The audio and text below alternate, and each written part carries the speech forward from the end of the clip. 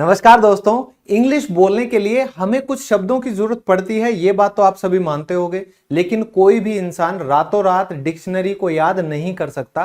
तो आप क्या करें, आज मैं आपके लिए लेकर आया हूं 50 ऐसे डेली यूज के वर्ड मीनिंग, वो भी सेंटेंसेस के साथ, जिनको आप अपनी डेली लाइफ में इस्तेमाल कर सकते हैं। तो मेरे साथ प्रैक्टिस कीजिए और आज से ही इंग्लिश बोलना शुरू कीजिए। और सबसे पहले दोस्तों, आपको आज की इस वीडियो की पूरी पीडीएफ मिलने वाली है फ्री ऑफ कॉस्ट, वो मेरे टेलीग्राम चैनल पर, जिसका नाम है इंग्लिश लवर्स ऑफिशियल। आप इसको टेलीग्राम पर सर्च भी कर सकते हैं या लिंक डिस्क्रिप्शन में दिया गया है। तो शुरू करते हैं। पहला शब्द है अन्याय, जो कि आजकल बहुत होता है। तो इनजस्टिस यानी कि अन्याय, और इसको बर्दाश्त बिल्कुल नहीं किया जाना चाहिए। तो अन्याय बर्दाश्त नहीं किया जाएगा। Injustice will not be tolerated. तो दोस्तों, ये आपको सेकंड वर्ड मिल गया ना, एक ही सेंटेंस में दो शब्द। तो टॉलरेट करने का मतलब होता है बर्दाश्त करना, कि मैं उसे बर्दाश्त नहीं कर सकता, I can not tolerate him. और फिर है जाल, षड्यंत्र या कोई साजिश, तो उसे इंग्लिश में कहा जाता है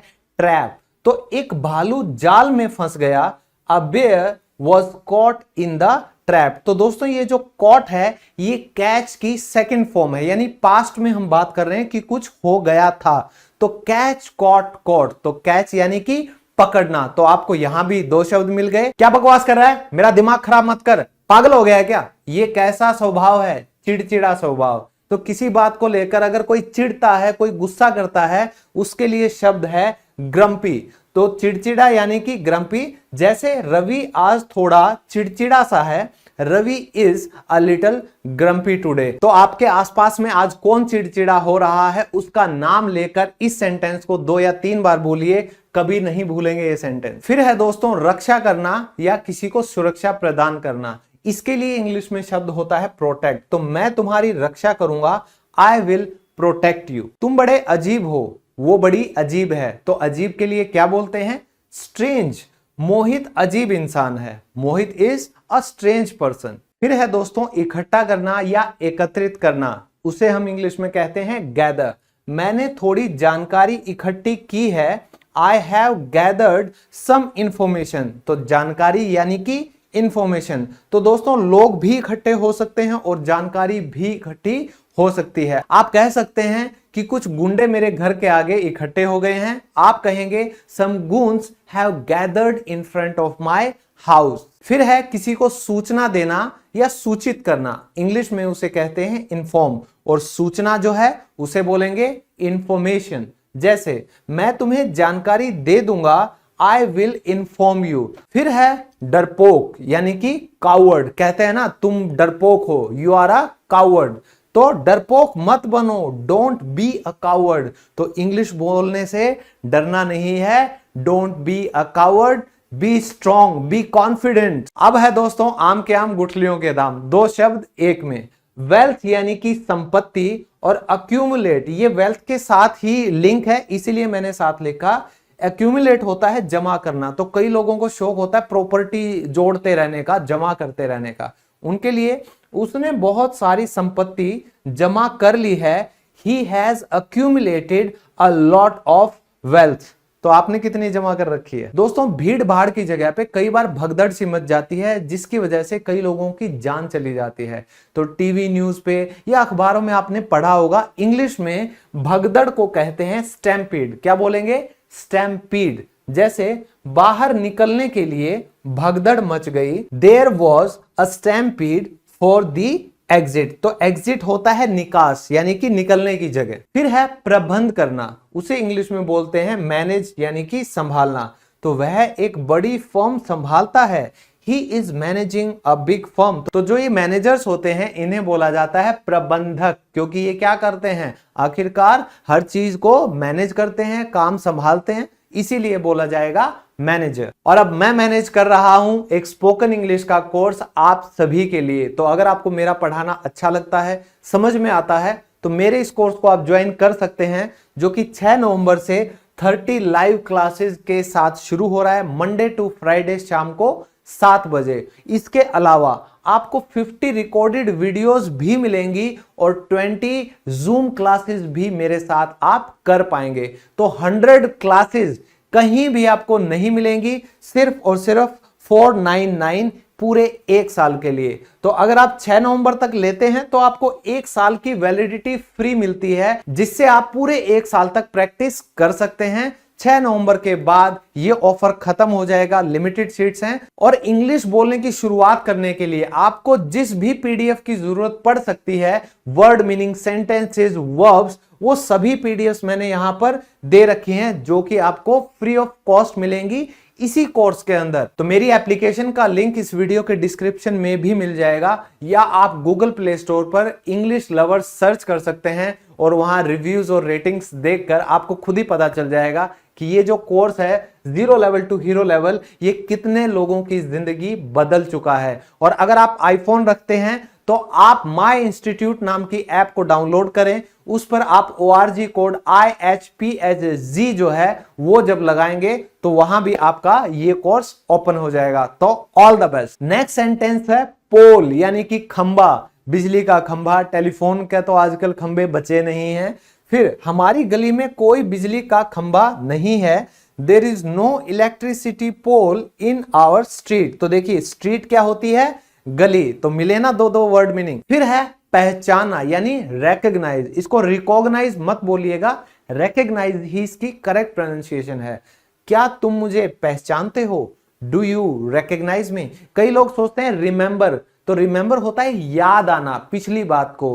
क्या तुम्हें कुछ याद आया? Do you remember anything from the past, not from the present. तो रिकॉग्नाइज प्रेजेंट के लिए कि क्या तुमने मुझे पहचान लिया है। फिर है कचरा, जिसे हम गार्बेज भी बोलते हैं, तो इसे इंग्लिश में कहा जाता है ट्रैश। तो यह कचरा यहां किसने फेंका? Who through this trash here. फिर है समाज, हमारा महान समाज। 4 लोग क्या कहेंगे, वही समाज है। सोसाइटी यानी कि समाज। इस समाज में हर तरह के लोग हैं। The society has people from all backgrounds. तो दोस्तों बैकग्राउंड का मतलब होता है कि हर अलग अलग समाज के जो हिस्से हैं, हर अलग धर्म से, हर अलग जाति से, तो हर तरह का मिक्सचर जो होता है ना, उसे बैकग्राउंड बोला जाता है। अलग अलग जगह से लोग आते हैं। फिर है फायदा उठाना या लाभ लेना, इंग्लिश में कहेंगे एडवांटेज। क्या कहेंगे? एडवांटेज।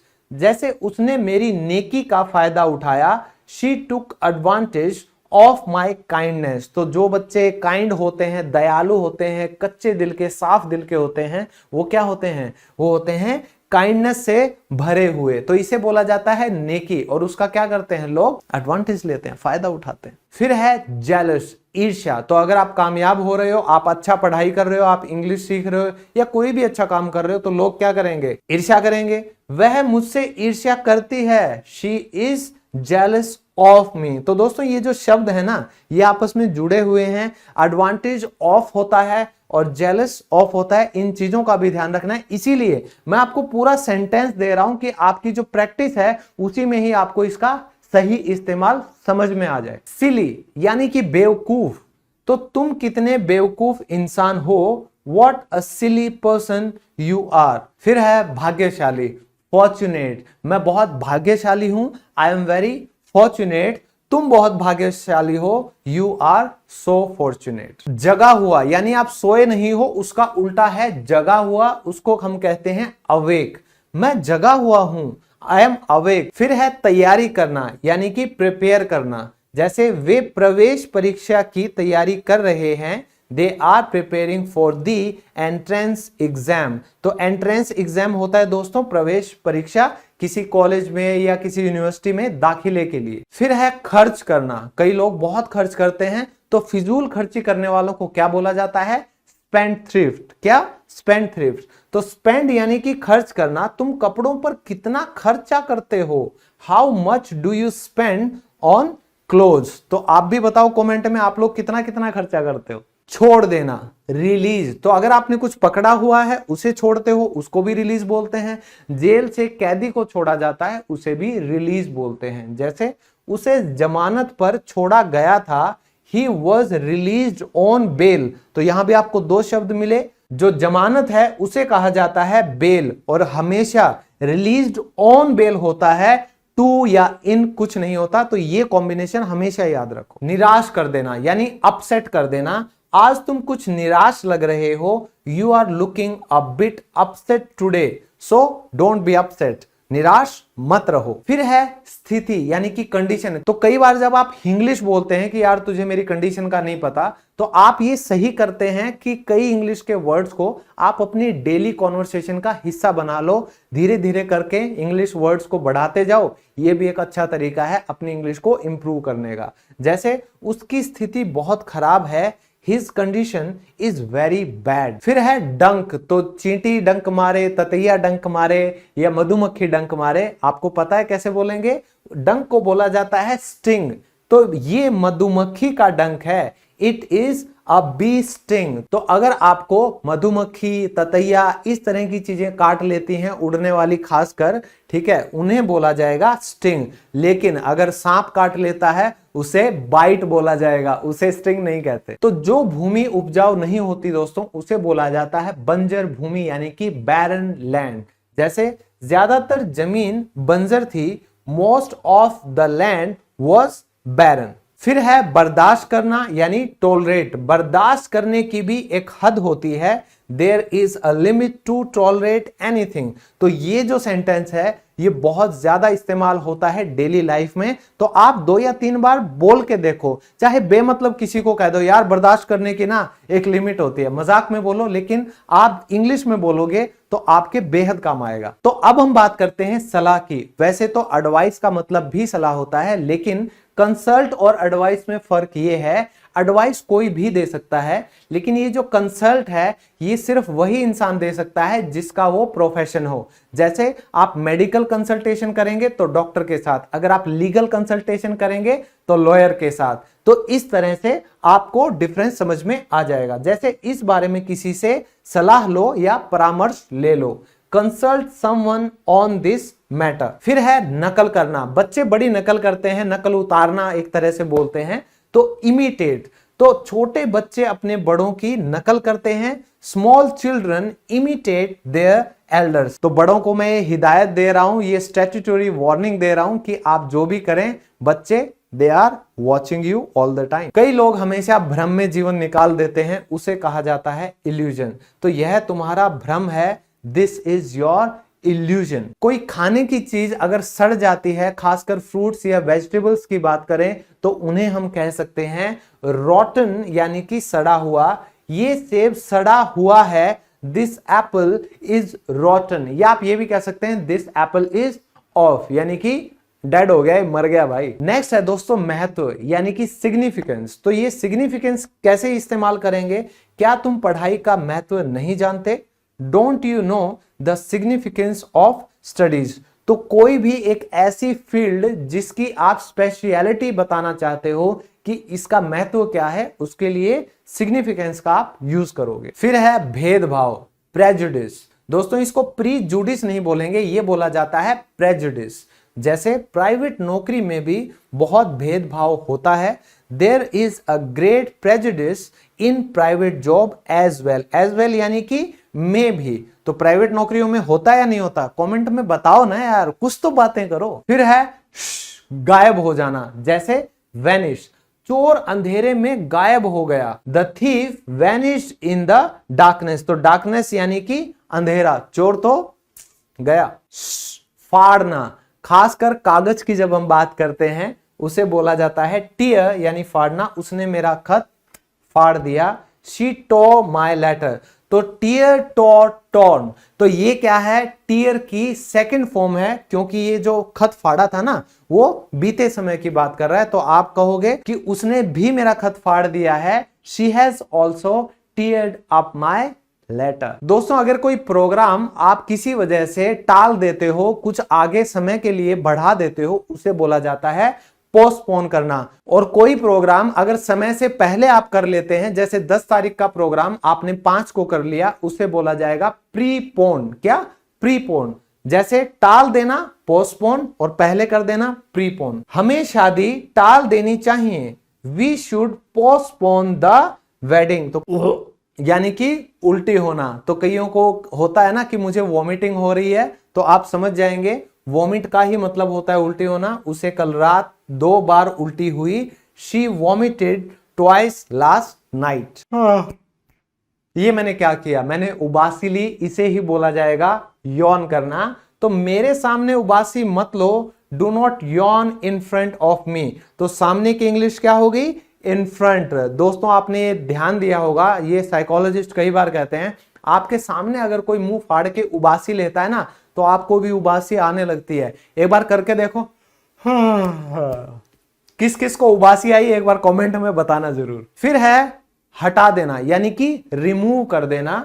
अपना मास्क हटाओ, रिमूव योर मास्क। कोरोना दोबारा ना आए और हमें जरूरत ना पड़े मास्क लगाने की, ये सब दुआ करो। तो मुझसे कोई उम्मीद मत रखो, do not expect anything from me. लेकिन आप मुझसे उम्मीद रख सकते हैं, you can expect from me. डरावना यानी कि स्कैरी, डरावने सपने भी तो आते हैं ना। तो देखिए, मैंने कल रात एक डरावना सपना देखा। I had a scary dream last night।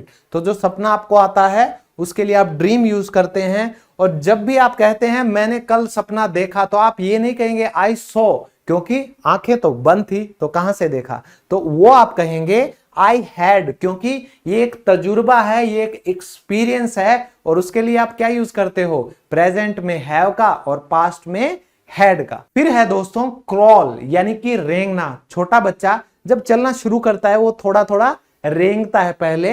तो मेरी पीठ पर कुछ रेंग रहा है, there is something crawling on my back. तो ये कीड़े मकोड़े कई बार आपके पीठ में या कहीं चढ़ जाते हैं ना, कीड़ियां, तो उन्हें भी क्या बोला जाएगा, क्रॉल करना बोला जाएगा। फिर है दोस्तों एंशियस, यानी कि चिंतित होना। आपको चिंता हो जाती है किसी चीज के बारे में, ज्यादा सोचते हो। तो मैं आपके भविष्य को लेकर चिंतित हूं, I am anxious about your future. मैं भी चिंतित हूं, इसीलिए इंग्लिश ढंग से सीखो। फिर है दोस्तों प्रकाशित करना, यानी कि पब्लिश करना। तो न्यूज़पेपर जो आप देखते हो ना, किसी की फोटो आती है, किसी का लिखा हुआ आर्टिकल आता है, तो उसे कैसे आप बोलोगे, मेरा लेख यानी कि आर्टिकल कल के अखबार में प्रकाशित हुआ था। My article was published in yesterday's newspaper. दोस्तों जब आपको चोट लगती है तो आप करते हो आई आ, इसे क्या बोलेंगे इंग्लिश में, इसे बोलते हैं ग्रोन करना, यानी करहाना। तो कराहते हो आप एक तरह से।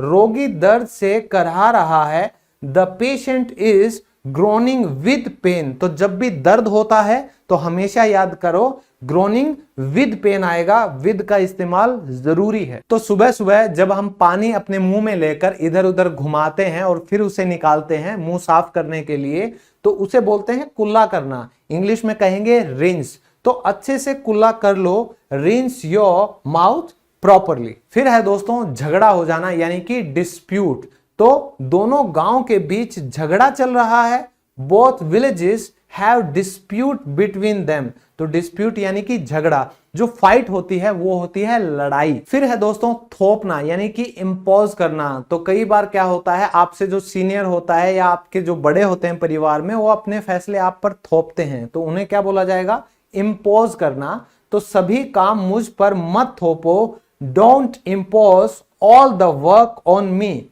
आप पर भी तो थोपे नहीं जाते, कमेंट में बताओ यार। लास्ट आज का वर्ड है तुतलाना। तो कई बच्चे बोलते बोलते तुताते हैं, तो जैसे मैंने अभी कोशिश की तुतलाने की, उसे बोला जाता है लिस्प। तो तुतलाने को पूरा बोला जाता है लिस्पिंग। तो ये शब्द भी ऐसा है तुतलाना कि आप तुतला ही जाते हो बोलते बोलते। तो वह बोलते हुए तुतलाता है। He speaks with a slight, slight यानी कि थोड़ा सा, लिस्प यानी कि तोतलापन। तो कई जो है वो लय को तय बोलते हैं, रे नहीं बोला जाता। तो ये छोटी छोटी चीजें होती हैं। तो दोस्तों मुझे जरूर बताइएगा आपको आज की वीडियो कैसी लगी। क्या आपको ऐसी ही और वीडियोस की जरूरत है? तो कमेंट आप जितना करेंगे, जितना इस वीडियो को लाइक और शेयर करेंगे, उतना ही मोटिवेशन मुझे मिलेगा ऐसी ही और वीडियोस आप सबके लिए लाने के लिए। तो मिलता हूं अगली वीडियो में, तब तक के लिए बाय बाय, टेक केयर, शब्बा खैर, जय हिंद।